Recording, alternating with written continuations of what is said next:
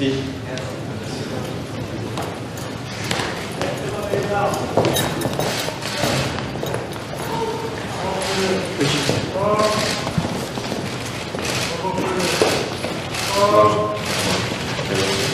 Vous avez fait combien de madame, monsieur? Donc, je suis chef du protocole, indispensable. Merci à tous, Président. Merci.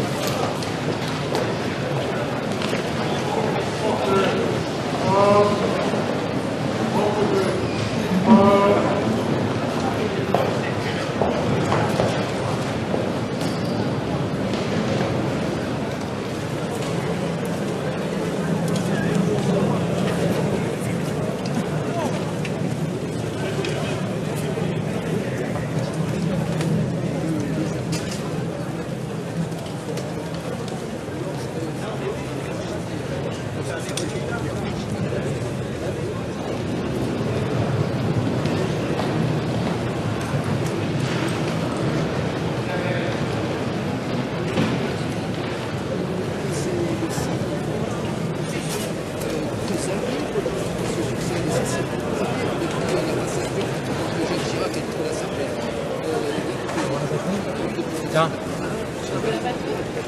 Michel Fechter.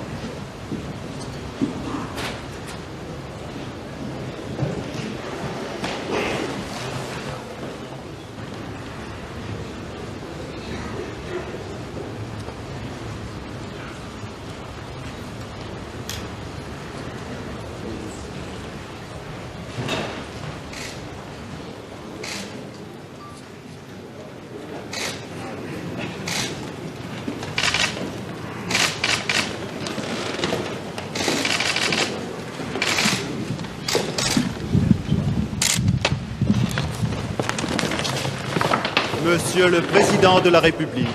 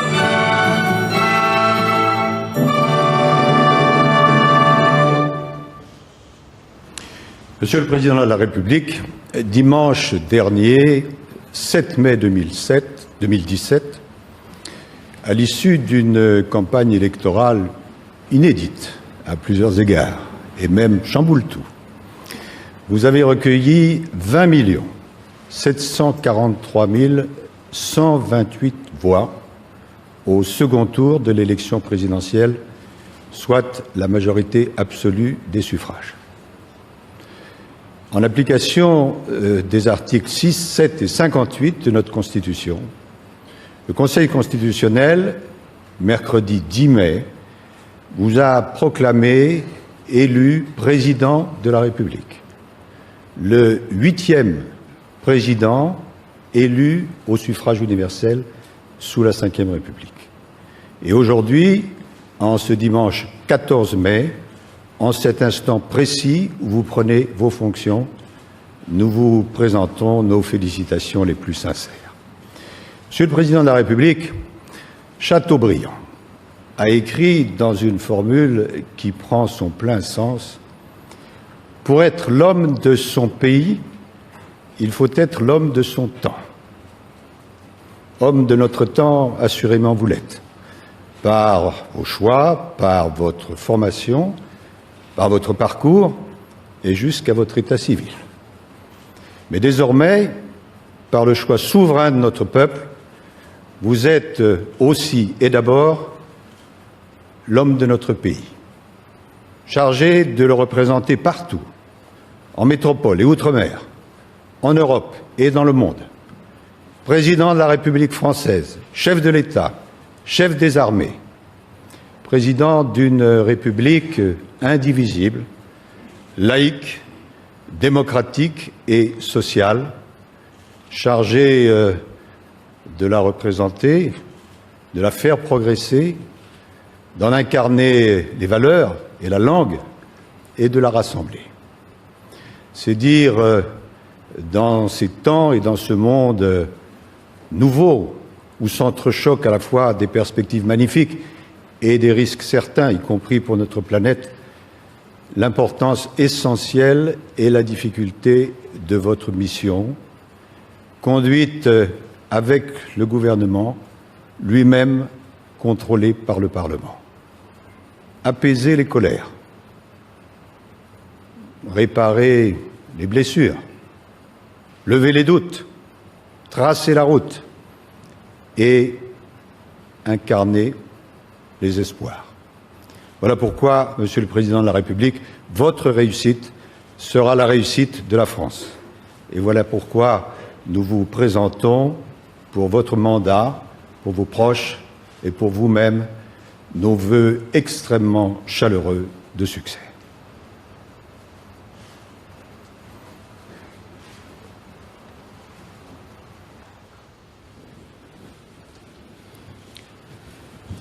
Monsieur le Président de la République, nous vous reconnaissons comme grand maître de l'Ordre national de la Légion d'honneur.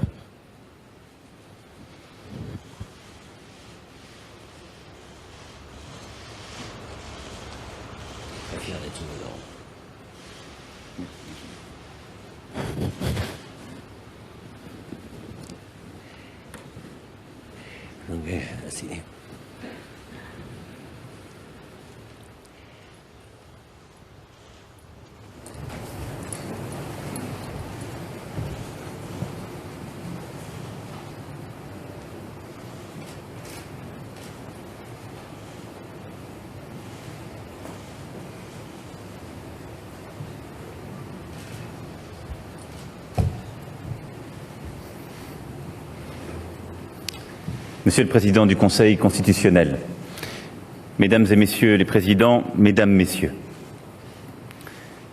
les Français ont choisi, vous l'avez rappelé, le 7 mai dernier, l'espoir et l'esprit de conquête. Le monde entier a regardé notre élection présidentielle. Partout, on se demandait si les Français allaient décider à leur tour de se replier sur le passé illusoire, s'ils allaient rompre avec la marche du monde, quitter la scène de l'histoire, céder à la défiance démocratique, l'esprit de division, et tourner le dos aux Lumières, ou si, au contraire, ils allaient embrasser l'avenir, se donner collectivement un nouvel élan, réaffirmer leur foi dans les valeurs qui ont fait d'eux un grand peuple. Le 7 mai, les Français ont choisi. Qu'ils en soient ici remerciés. La responsabilité qu'ils m'ont confiée est un honneur dont je mesure la gravité. Le monde et l'Europe ont aujourd'hui plus que jamais besoin de la France. Ils ont besoin d'une France forte et sûre de son destin. Ils ont besoin d'une France qui porte haut la voix de la liberté et de la solidarité. Ils ont besoin d'une France qui sache inventer l'avenir. Le monde a besoin de ce que les Françaises et les Français lui ont toujours enseigné. L'audace de la liberté, l'exigence de l'égalité, la volonté de la fraternité. Or, depuis des décennies, la France doute d'elle-même. Elle se sent menacée dans sa culture, dans son modèle social, dans ses croyances profondes. Elle doute de ce qu'il a fait. Voilà pourquoi mon mandat sera guidé par deux exigences. La première sera de rendre aux Français cette confiance en eux, depuis trop longtemps affaiblie. Oh, je vous rassure, je n'ai pas pensé une seule seconde qu'elle se resterait comme par magie le soir du 7 mai. Ce sera un travail lent, exigeant, mais indispensable. Il m'appartiendra de convaincre les Françaises et les Français que notre pays, qui aujourd'hui semble mis à mal par les vents parfois contraires du cours du monde, porte en son sein toutes les ressources pour figurer au premier rang des nations. Je convaincrai nos compatriotes que la puissance de la France n'est pas déclinante, mais que nous sommes à l'orée d'une extraordinaire renaissance, parce que nous tenons entre nos mains tous les atouts qui feront et qui font les grandes puissances du XXIe siècle. Pour cela, je ne céderai sur rien des engagements pris vis-à-vis des Français. Tout ce qui concourt à la vigueur de la France et à sa prospérité sera mis en œuvre. Le travail sera libéré, les entreprises seront soutenues, l'initiative sera encouragée. La culture et l'éducation, par lesquelles se construit l'émancipation, la création et l'innovation seront au cœur de mon action. Les Françaises et les Français qui se sentent oubliés par ce vaste mouvement du monde devront se voir mieux protégés. Tout ce qui forge notre solidarité nationale sera refondé, réinventé, fortifié. L'égalité face aux accidents de la vie sera renforcée. Tout ce qui fait de la France un pays sûr, où l'on peut vivre sans avoir peur, sera amplifié.